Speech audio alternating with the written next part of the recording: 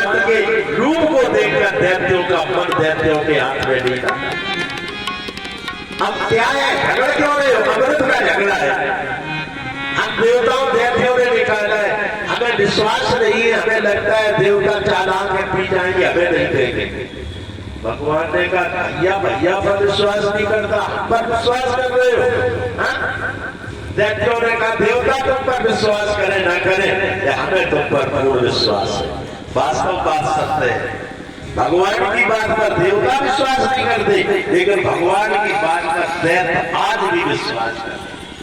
अमृत का तो हमें विश्वास है, फिर जो हम करेंगे वही झगड़ोगे तो नहीं। दैत्य बोले चाहे कुछ करो, तुम्हारे हाथ में जीव जिंदा रखो चाहे मार डाला।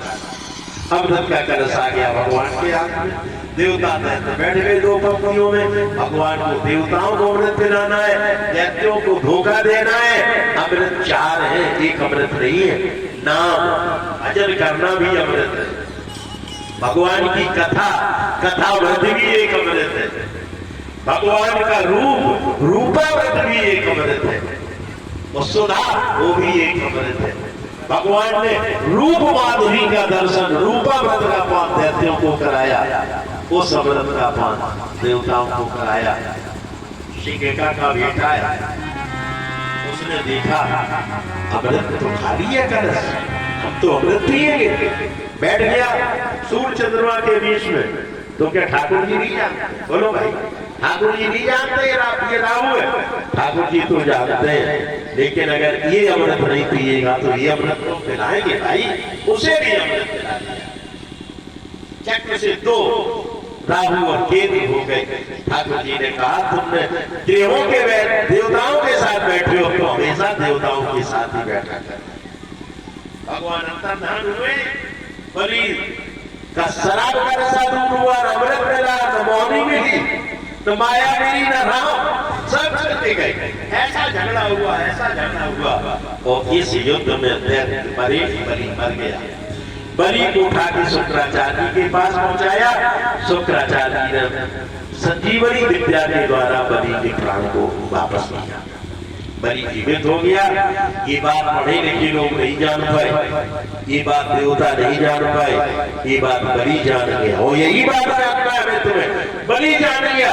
प्रभु कितना भी पौरुष कर लो, कितना भी उद्योग कर लो, अगर भगवान जब तक कृपा नहीं करेंगे तब तक जीवन में सुख नहीं मिलेगा। बात सुख की कर रहे, ऐसी गाड़ी तुम्हारे पास 50 होगी, बिल्डिंगें तुम्हारी सैकड़ों बनी होगी, लेकिन बात सुख शांति की कर रहे हैं। जब तक ठाकुर जी की कृपा प्राप्त नहीं होगी तब तक जीवन में सुख नहीं।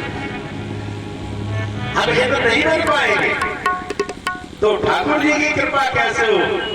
ठाकुर जी की कृपा के लिए कुछ नहीं करना है, आसुरी भाव छोड़ दो, देवताओं के भाव उत्पन्न हो जाए। कैसे?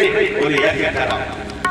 अब तो बलि वैष्णव हो गया, तुलसी की माला पहन ली और बढ़िया यज्ञ हुआ है। इस यज्ञ का नाम है विश्वजित यज्ञ। जब तुम्हारा मन अच्छा है, तुम्हारी बुद्धि अच्छी है, तो यज्ञ पूरा क्यों नहीं होगा? जब तक मन बुद्धि अच्छी नहीं होती यज्ञ कभी पूरे नहीं होते। प्यारे सतीश का यज्ञ पूरा हुआ? यज्ञ पूरा हुआ? नहीं पूरा हुआ। और यज्ञ तो मेघनाद भी करता है, रावण भी करता है। मेघनाद करे या पावन, यज्ञ तो सब करते हैं, लेकिन जब तक मन बुद्धि अच्छी नहीं है तब तक यज्ञ पूरे नहीं होते। इसने भगवान की कृपा प्राप्त करने के लिए किया, इसका विश्वजित यज्ञ पूरा हुआ। अग्नि भगवान प्रकट हुए, एक बढ़िया रथ जिसमें बढ़िया 4 घोड़े जुटे हुए, एक बढ़िया धनुष, एक बढ़िया तरकस। प्रहलाद जी ने आके नाथी के गले में माला पहना दी, ब्राह्मणों को प्रणाम किया, ब्राह्मणों ने आशीर्वाद दिया, जाओ बलि अब तुम्हें एक इंद्र किया, हजारों इंद्र भी मिलकर नहीं जीत सकते। वही हुआ, आशीर्वाद प्राप्त करना बहुत बढ़िया। अगर तुम्हें किसी का आशीर्वाद नहीं मिलता है, कितनी भी विद्या, कितनी भी शक्ति तुम्हारे जीवन में सुख शांति नहीं ला सकती। राम जी यही तो कहते हैं। विभीषण ने कहा प्रभु रावण रथी विरत रघुवीरा, आप पर रथ नहीं है? अरे राम जी ने कहा मेरे पास तो ऐसा रथ है, ऐसा रथ जिसके पास होता है तो रोमन में से कोई नहीं जीत सकता। सौरभ धीरज,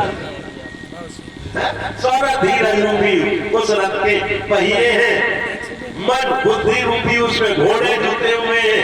ऐसा रथ है और मैं ऐसा बढ़िया कवच पहने हुए हूँ। राम जी कौन कवच पहनते हैं? कवच अवेद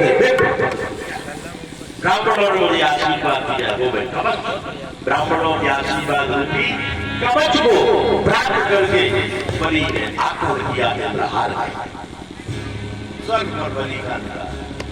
बोले गुरु जी कितने दिन रहेगा ये हमारा इंद्रासन? बोले कह नहीं सकते, हमेशा नहीं रह सकता। बोले हमेशा के लिए देवता बन जाओ। कैसे? बोले यज्ञ करो, 100 यज्ञ करने का बलि संकल्प। 1 2 3 80 90 97 98 99 यज्ञ पूरे हो गए, कोई बाधा नहीं है। अदिति भैया का हृदय धड़का। बोले हाय,